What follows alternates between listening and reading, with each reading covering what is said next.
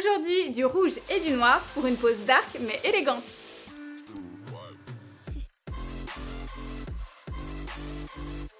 Salut à tous, j'espère que vous allez bien. Dans la pose du jour, on va retrouver du color dropping, du chrome, des décors, des stickers.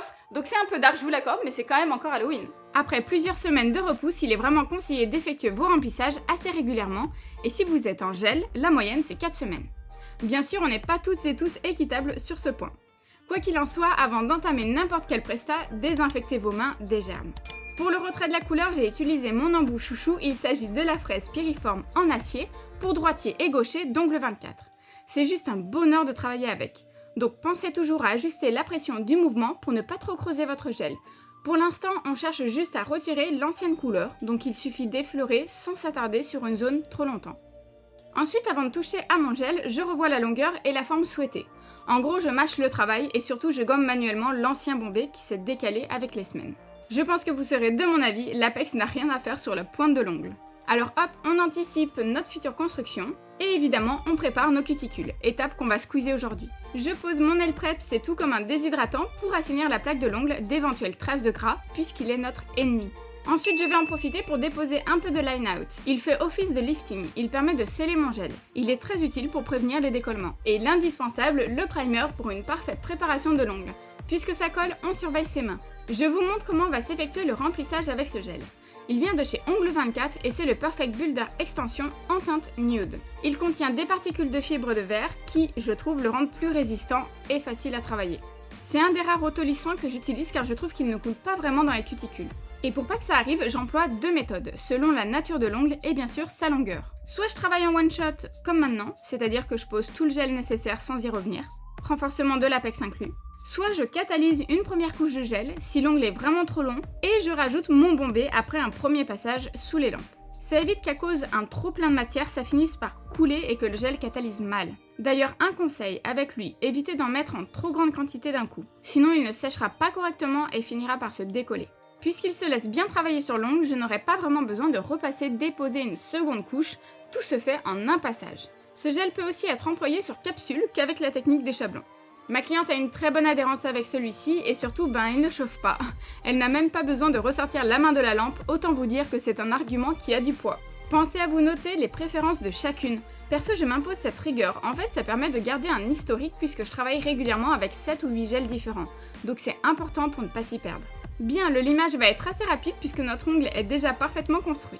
Donc je n'insiste pas trop, mais je crée un mouvement souple de balancier avec la lime pour conserver la matière utile au centre et affiner mes bords libres. Alors concentrez-vous sur les parallèles. Et si vous ne voulez pas insister avec la lime trop proche des cuticules, faites comme moi et utilisez rapidement la ponceuse. Il faut un embout cylindrique à tête ronde par contre. D'ailleurs, dans ma vidéo sur mes embouts, je les présente tous, c'est très utile de les connaître. Si vous avez besoin de retirer un peu de gel ou affiner un ongle naturel récalcitrant ou d'aspect tombant, aussi ça peut être le cas, reprenez votre embout du début et passez un coup en dessous. Mais attention à bien tenir votre ponceuse. Vérifiez sous tous les angles que votre remplissage soit bien effectué, pensez au petit bloc polissoir pour gommer les traces, et après une petite séance de contorsion, votre modèle sera au top.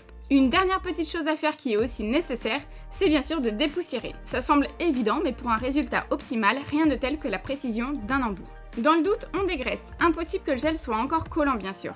Mais si vous pensez que quelque chose autre que vos limes ait pu être déposé comme du make-up, essuyez avec du cleaner ou du désinfectant. N'importe quel corps gras fera rétracter votre vernis, donc même chose, l'huile à cuticule, c'est à la toute fin qu'on la réserve.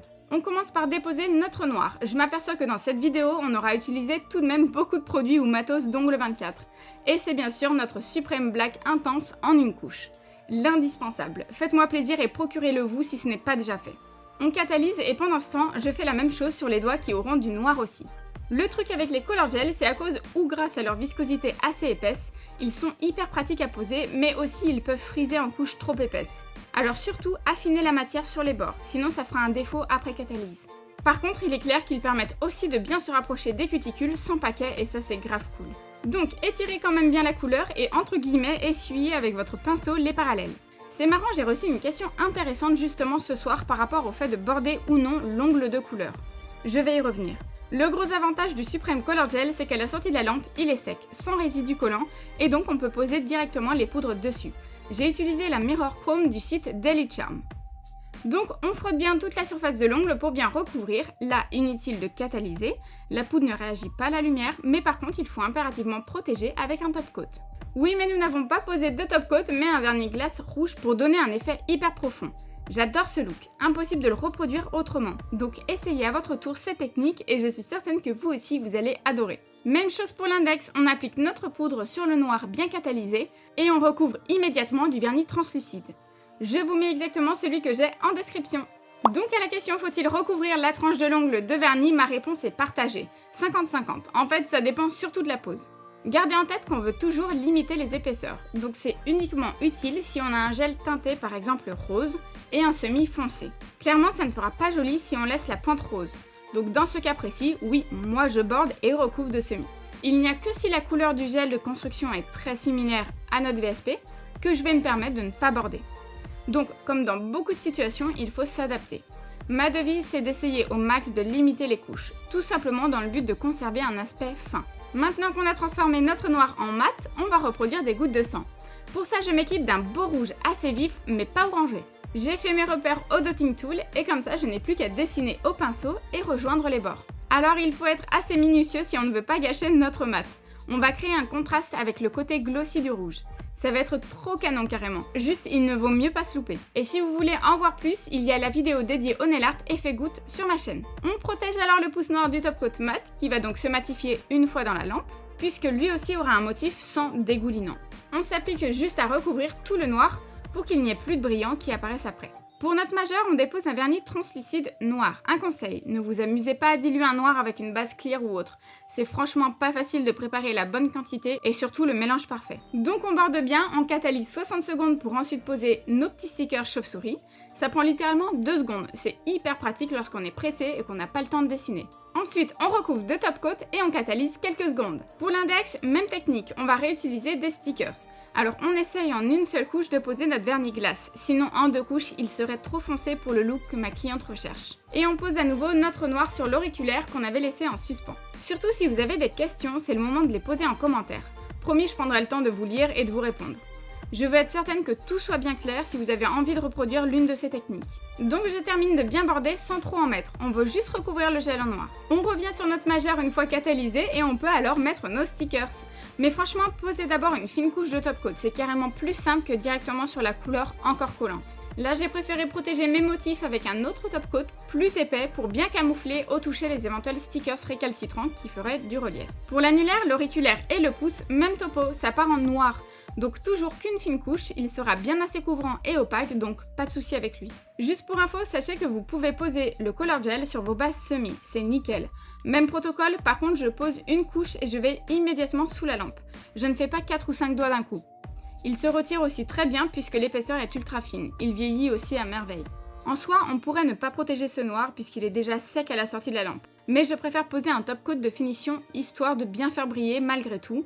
Et comme ça, il n'y aura pas de différence avec les autres doigts. Pour poser un gros strass, j'utilise le gel Rubber Top, parce qu'il ne coule pas trop et fixe vraiment bien les décors sans couche collante. Et ça, c'est trop classe. C'est la période d'Halloween, donc forcément, on voit encore passer quelques araignées et autres squelettes. Même chose pour l'autre ongle, et c'est ce que j'apprécie vraiment avec ce produit. Contrairement à la protéine base d'indigo qui fixe tout autant, mais c'est qu'avec lui, aucun fil, aucune poussière ne va rester logé. Il est sec. Alors que la protéine base, elle, colle. Si vous craignez que votre décor glisse, approchez la lampe à vous 10 secondes, ensuite vous serez zen pour bouger et remettre la main à plat sous les LED. Et voilà notre modèle F1 prête. J'avoue que je suis ultra fan du contraste mat brillant et du doigt rouge chrome glossy. Là du coup je veux du cœur rouge de partout en commentaire. Voilà, la vidéo est terminée, j'espère vraiment qu'elle vous aura plu. Si c'est le cas, laissez-moi un petit pouce bleu. Si vous avez des questions, ça se passe en commentaire et dites-moi ce que vous pensez de ma coupe. Bien évidemment, pensez à vous abonner et nous, on se retrouve très vite. Ciao!